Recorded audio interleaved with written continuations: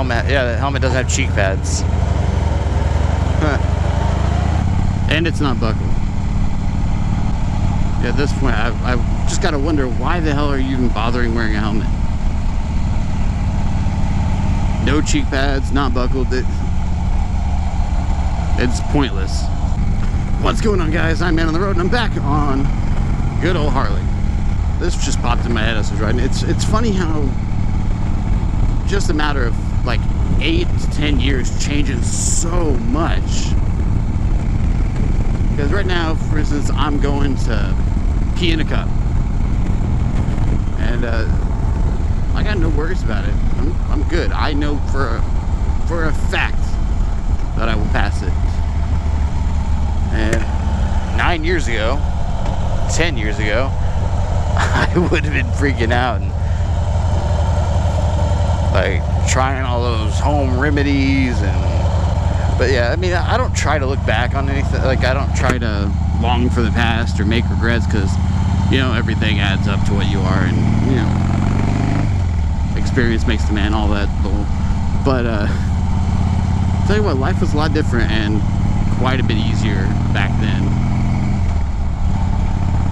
I don't like to live in the past, but I do wish I would have started YouTube back then. It was different back then. Oh well, that's not important. But yeah, 10 years ago, there's no way I could have passed a drug test without, you know, cheating it.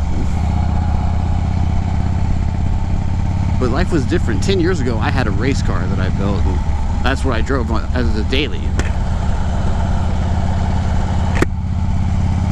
And yes, it had stupid ass Lambo doors, but they were on when I bought it. And that sounds like an excuse, but I hated them. I thought they would be cool when I bought it, and I didn't buy it because of that. I bought it because of the platform and the price, because it was a 98 Z28, so it had the LS1.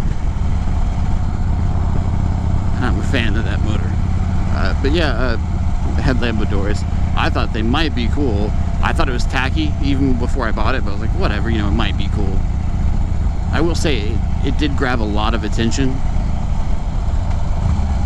but still not worth it. I loved my attention back then for my car. I loved it. I just ate it up. It's like a girl fishing for compliments. Not worth it at all. I hated the Lambo door kit. See, 10 years ago, I would have been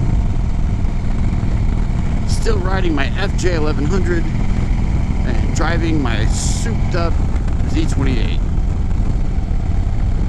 Now today, I am riding Harley Softail and dailying a 2005 Grand Am. I do miss sport bikes. Not necessarily the FJ. I hold fond memories of that bike. Fond memories of that bike. But no, I don't miss it. It was a pain in the ass. Which I guess is a good thing for being a first bike. It let me learn a lot about like carburetors. I've always said this: crappy cars build character. Crappy bikes do the same. The thing was, it was just a big old pile of junk, and I loved it. But I don't want it back. So I was riding a sport-ish bike at the time, and driving a sports car.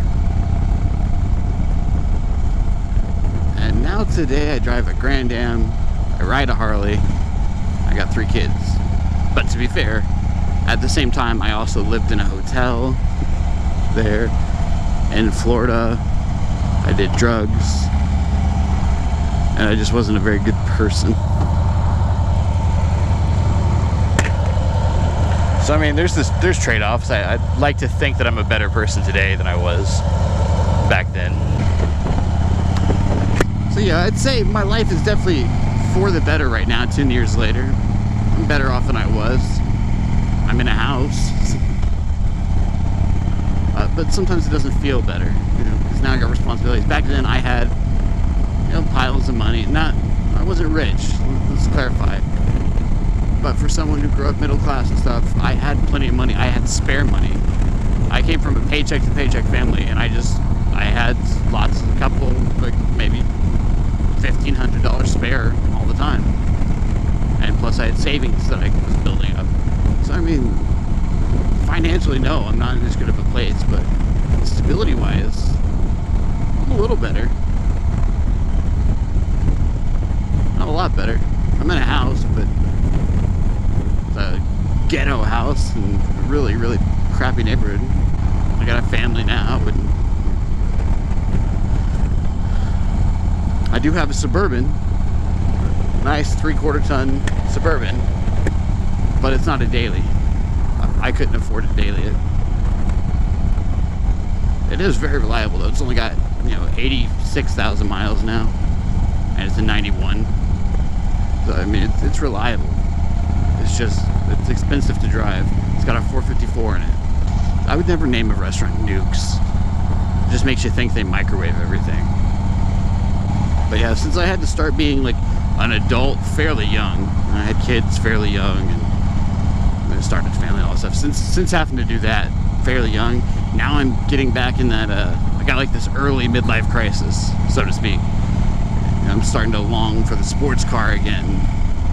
I'm starting to, long for the sport bike, which I still do want one, and I didn't get rid of them because I don't like them.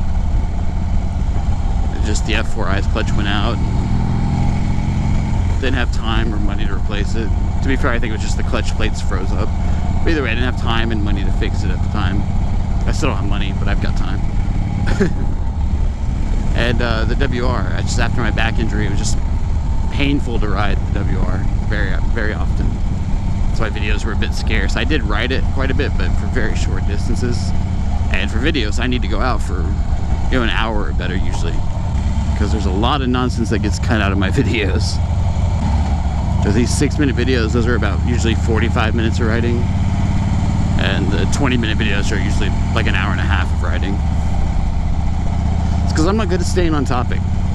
So that's why there's cuts everywhere, and you don't usually have like one linear train of thought in my videos, and I'm okay with that. Like I said, some people have told me they prefer the very random videos.